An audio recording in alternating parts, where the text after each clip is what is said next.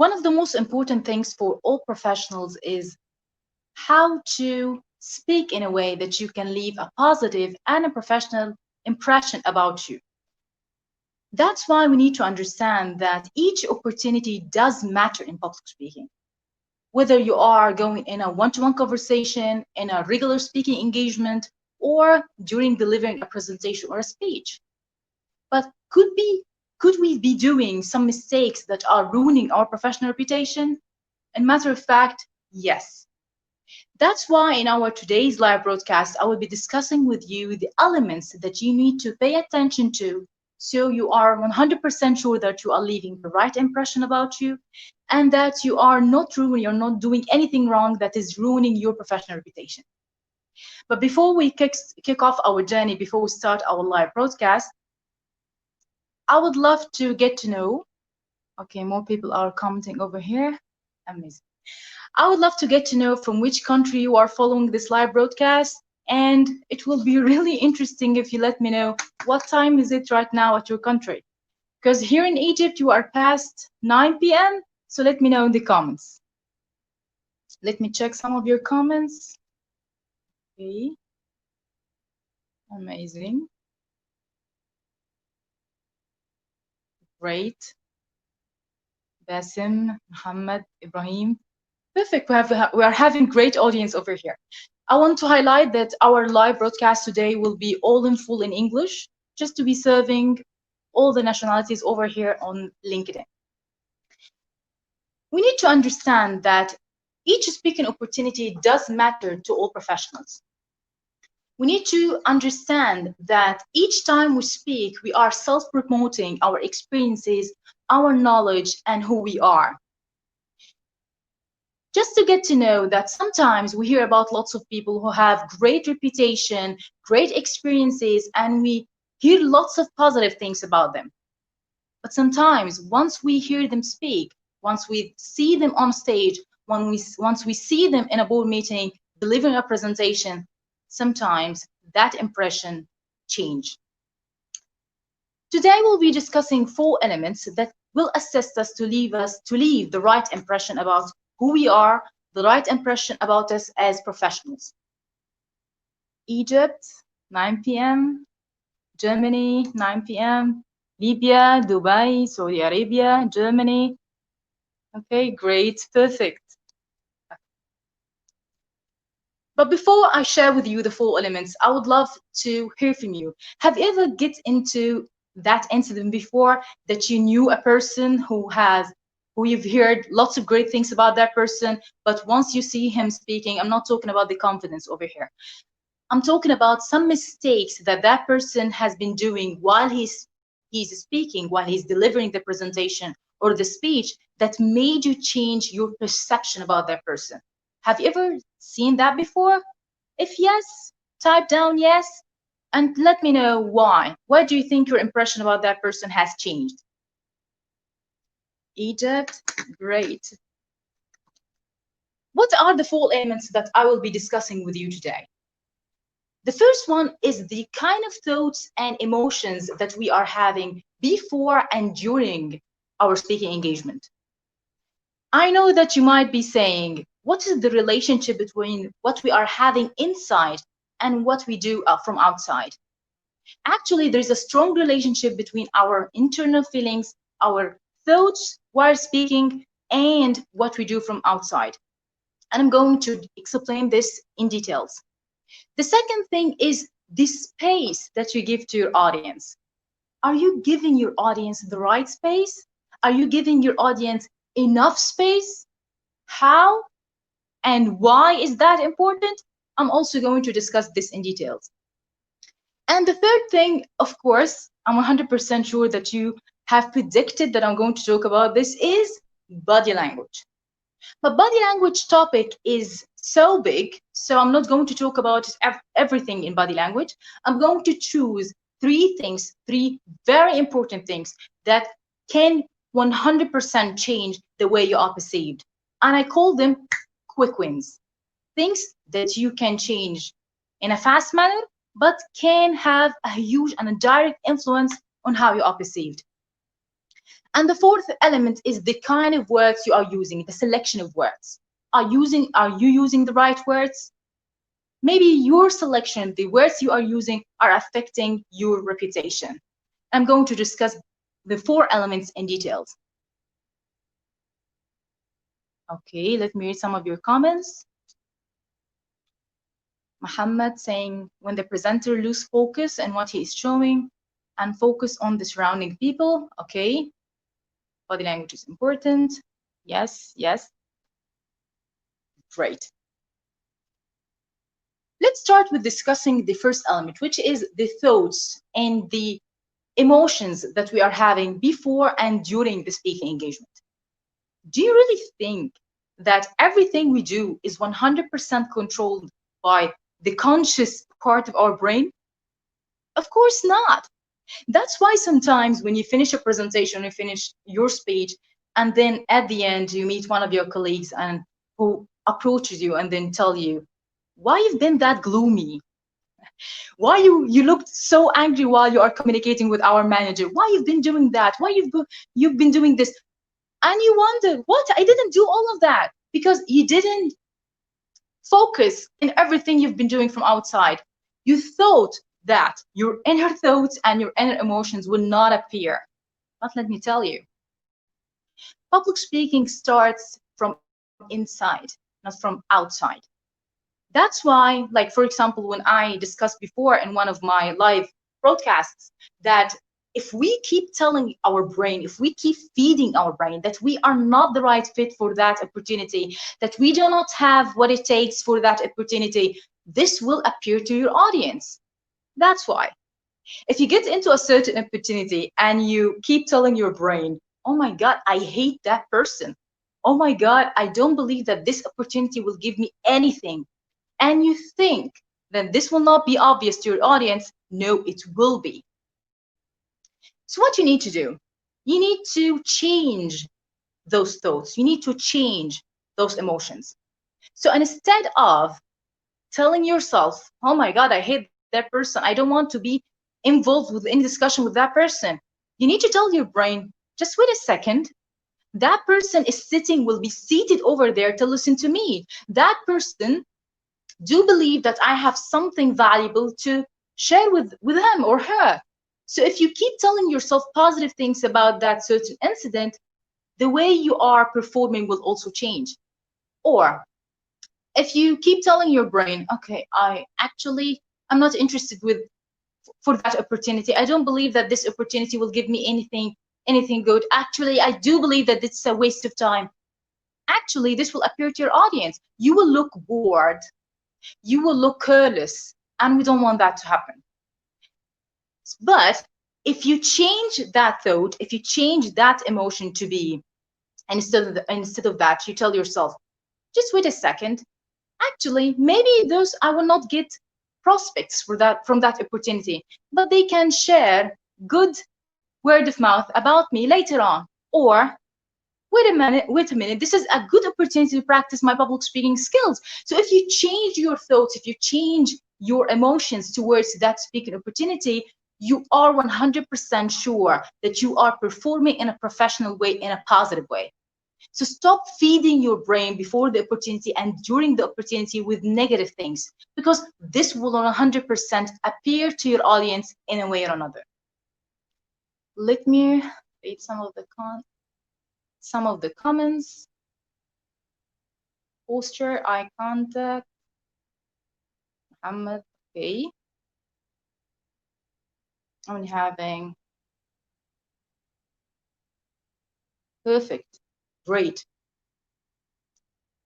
So the first point that we have been discussing is the emotions and the thoughts that we are having before and during our speaking engagement. The second thing, which is very important, is the space that you give to your audience. And before explaining that point, I want you to be in the place in the audience and ask yourself, if I was seated in the audience seat and there's a speaker who's standing in front of me, who's speaking to me, and what do you think that speaker should do so you feel involved in his presentation or speech? What do you think he or she should do? How can a speaker give space to his audience? What do you think he or she must do? Because sometimes we feel that that speaker is standing right there and speaking only to himself. You feel that you're not involved in the presentation. You're not a part of it. So one of the most important things for professional is to leave in order to leave a good impression, is to leave one of the most preferable impressions for me, which is, we call it being approachable. What do you mean by being approachable? Let me tell you. We all witness confident speakers, very confident ones, standing right there, shining, and they look very confident. However, you are hesitant of walking those steps to ask them a question. You somehow feel afraid that if you argue their ideas, that they will block you. If this is what's happening, if this is the case, you need to understand that that speaker didn't give the proper space to his audience. How can we give better space to our audience? I'm going to tell you. Let me read some of the comments. Sharif is saying that we should provide 2 ways of communication, interactions. Okay, of course, Sharif. What else? Okay. Just want to make sure enough to see and to be enough close as well, and to avoid blind spots. Yes, and Muhammad is sharing with us that you're talking about the eye contact, of course. But here I'm mentioning, when I say giving enough space to the audience, means if I am seated among the audience, I need to feel that the biggest part of the presentation is built for me, is involving me as audience. How? Yes, of course, you can include questions. Of course, this is a one way of communication. This is one of the ways of the communication. But also, you need to ask yourself, how can I involve my audience much more? What's the kind of feelings that they might be feeling when I am delivering those words? How can I add more examples to let them understand that I'm talking about their work, I'm talking about their career fields, I'm talking about their experiences, I'm just not talking about myself. I need to ask myself, I need to keep asking myself those questions to make sure that I'm giving my audience enough space. What else? As actually Muhammad said, giving space to my audience means also, when it comes to eye contact, is important. Like, for example, if there is one of the audience who's asking me a question, or he is interacting with my content, I need to make sure that I'm making the proper eye contact and the body language. And I'm going to talk about this point actually in details when I talk about the body language. But when it comes to the giving space to the audience and the part of being approachable, means making the audience feel that you're not just confident. You are confident to the extent that you are comfortable with them arguing your theories, which means you need, from one time to another, you need to ask them about their experiences. You need to give them time to feel, or as we say, digest the feeling that you are sending to them. Like, for example, if you are highlighting a certain feeling that they go through at work, for example, once you feel that the facial expressions of one of your audience is interacting with your words and he's actually feeling what you are delivering, please respond back. Like, for example, if he's using facial expressions that, yes, I went through this, respond back, right? Yes, I know how you feel. All of these things make the audience feel that they are involved in your presentation, that they are a part of it. Give them enough space also means provide your context. Give a highlight that you will accept questions in the break time or even during your presentation. Please understand that being confident does not mean having an egoistic attitude. So you need to make sure that you balance between being confident and approachable. I love the expression of approachable more than friendly. Friendly means like you are so nice, maybe so nice, over nice. That might affect how you are perceived as a professional. But approachable means that they respect you, they perceive you as a professional, they perceive you as a confident person, and they can walk those steps to you and ask you a question or discuss one of your point of views. Let me hear the comments. Eye contact and saying what he's delivering. Ismail, I was in a training with the German tutor. Whatever we are saying, he is keep cutting us. Just see. Oh, Ismail, you are mentioning that each time you as audience are interacting with the speaker and adding your input, he keeps interrupting you and he keeps telling you, no, no, no, what I'm saying is the only correct thing. Will we be ever connected to a speaker who acts like that? Will we have a good impression about their person? Of course not. And let me tell you, being a professional does not mean that at all. Thank you, Ismail. Huda. Self-confidence is the most important, which comes from your full understanding of the topic you are presenting. Of course, self-confidence is important. Okay, Rashad, you're asking about how to keep the attention span of the attendees.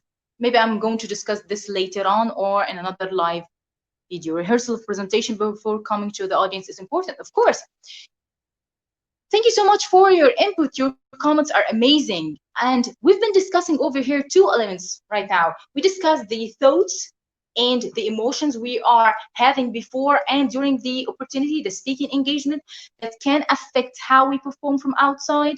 And the second thing we discussed is we need to give space to our audience, because if we don't give them enough space, they will not feel that they are involved in your presentation. They will not feel that they are part of your speech, and they will be disconnected to your content. So they might say that you are a confident person, but they will not consider you to get back to you if they have a question in your expertise. The third point is body language. I'm not going to discuss body language, everything relevant to body language, actually. I'm just going to highlight 3 elements that can have a very good influence on how you are perceived. The 3 things are your posture, your reaction, or we say the gestures, the reactive gestures to your audience, to the audience engagement. And the third thing is your smile. Sound easy, right? Let me tell you. The first thing is the posture. Let me tell you that the audience can have an impression about who you are even before you speak, just from the way you are standing. Can you imagine that? The audience can see how you stand even before you start speaking. That's why you need to pay attention to how you stand. And if any of the people who are attending this live discussion had attended a training for me before or has enrolled in one of my coaching sessions, I do believe that they remember that the first thing that I teach in body language is the posture, how we stand. So what we need to pay attention to in the posture, first of all, is you need to have a straight back. Of course, I don't need to remind you, do not please use any closed body posture. And one of the most important things is, please don't keep fidgeting while standing. Because simply when we say in body language or in the posture in public speaking, it is totally unprofessional to stand like this. We don't want to be standing like this. No. You need to make sure that you are standing still. If you are going to move, that's fine. But when you stand still, you need to stop fidgeting. Please don't keep doing just meaningless movements. If you handle your posture in a good way, if you stood like a professional, this will give an impression that you are a confident person even before you speak. Okay, what about the gestures that we are using while receiving the audience engagements? Let me tell you, sometimes I see great speakers. they are doing a great job, they are delivering good material. But sometimes when one of the audience asks them a question, they stand like this, or they keep looking to the sides. Do you really think that this is how we should react to one of the audience's interactions? This is how we should react to one of the audience's questions. And let me tell you, sometimes you're not aware that you are reacting this way. That's why I told you in the beginning that sometimes we do stuff that we're not aware that we are doing actually. So you need to be 100% present in the moment that you are speaking at. You need to pay attention to the audience engagement. You need to show that you are interested in his content, and your body should be towards that person from the audience. Please don't be standing like this. Your body is not towards that side and that person from the audience on the other side. No, your body should be towards that person. Your facial expression must show that you are being attentive to what he is delivering. And please tell him thank you. Thank you, because he thought of it. Even if he is arguing your theory, even is arguing your idea, he thought of it and he was interested in the idea that you are delivering, and he's discussing it. So that's good. So please make sure that while you are reacting to your audience engagements, that you are showing interest in what they are saying. And the third thing is the smile. That sounds easy, right? Yes, smiling is contagious. And in a matter of fact, everything we do as speakers and public speaking is contagious. So don't imagine that if you stood right there and you should be excited about a certain idea and you are gloomy, your audience will smile. Of course not. Not only the smile can help you break barriers between you and the audience, but can also help you to ease down your fears, your tension, your worries. So make sure to use a smile from once in a while in your presentation or speech. So the three elements that can make a quick win in your body language on your next presentation or speech are the posture, how you are standing, is your reactive gestures or body language to the audience engagement, and the third thing is the smile. Let me hear some of the comments.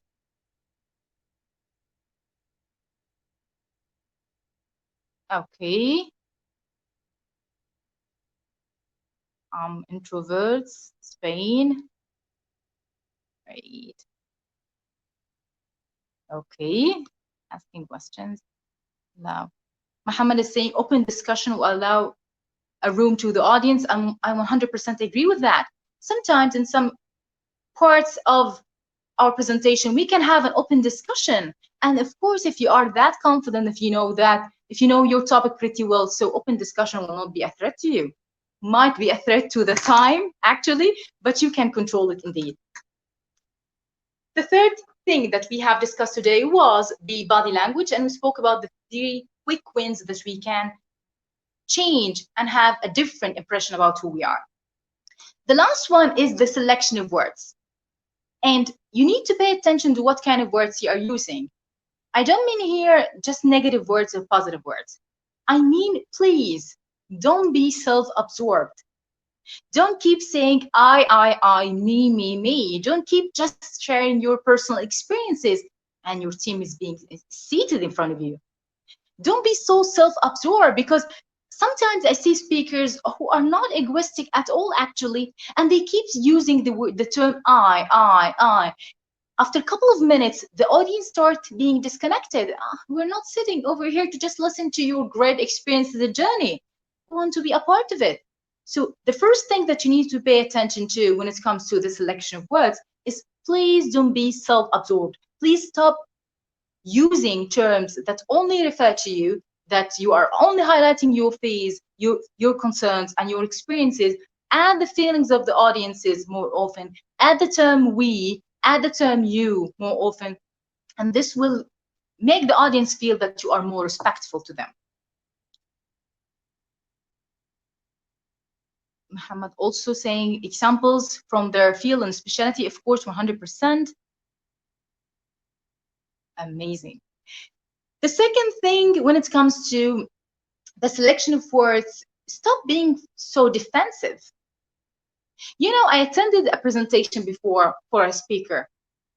He did a very good job. He was confident. His point of view was clear. But at the end of his presentation, some of the people who attended the presentation said it out loud. They were sharing their point of view and their feedback about speakers. They said that they felt that that person is not open to discussion, that that person is somehow aggressive. And I was lucky because they gave me, actually I had a copy from the presentation with that person. And when I was rewatching the presentation actually, because I attended only a part of it. And I found out that he was a good person when it comes to communication, and he was confident, but each time he received a question or each time he received an argument about his point of view, he started his reply with no. Yes, you heard me. So he kept saying, once he received a question, no, but, and so on, no. And he kept using the term no and no and no and no, as if he was defending his point of view so much that he didn't accept any kind of argument or any kind of discussion. And that made that simple no, that simple repetitive no, made the audience feel that he is egoistic, that he's not open to discussion. So even if that person is seated in front of you, even if one of the audience started to argue who you are, don't defend yourself. Even if that person started telling you, oh, actually, we don't feel that you are good enough for that presentation. Oh, we don't feel that you have the experience for that. Please don't defend yourself. Even if you defended yourself, you would put yourself in a weak position. Just tell him thank you and start taking that argument into the content and start replying about the content. But don't keep defending your point of view, because actually the audience have the right to argue your idea. Do you really think that you are standing in front of your audience to give them some pieces of information and they should be standing right there and giving, just nodding their heads and saying, yes, we agree, yes, we agree? No, they are allowed to think differently and feel differently and express that. So stop being so defensive. Stop using words that give the impression that you don't accept any kind of discussions. Let me hear some of the comments.